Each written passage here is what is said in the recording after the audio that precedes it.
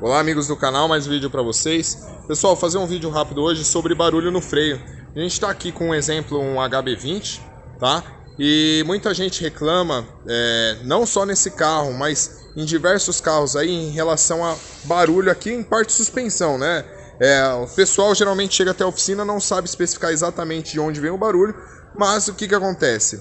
É barulho nessa parte frontal do veículo. Muita gente acaba substituindo amortecedor, outros componentes aí de suspensão, porém, um dos defeitos desse tipo de barulho, uma vibração, batendo ferro com ferro, né, pessoal? Esse é o exemplo que a gente consegue dar e é o que os clientes nos dão.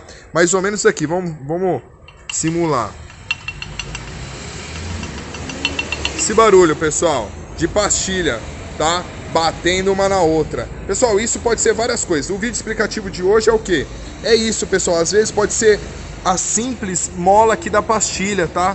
Que ela perde a pressão e acaba gerando esse barulho, tá? Então, para você confirmar se é esse barulho mesmo, para você não sair trocando todas as peças do seu veículo, o que você pode fazer, pessoal? Traga seu veículo até a nossa oficina. Aqui a gente tem profissionais especializados para fazer essa manutenção. Caso for isso, você vai fazer um ajuste, resolver o problema do seu carro e não vai gastar aí um absurdo saindo substituindo outras peças que não são as que estão com problema, tá certo? Então, para quem gostou do vídeo, pessoal, deixa o joinha. Para quem não é inscrito, se inscreva no canal. E lembrando, o nosso site está aqui na descrição. Lá você tem acesso a todas as informações das nossas lojas, né? Endereço, telefone, para trazer seu carro na loja mais próxima aí da sua residência, tá certo?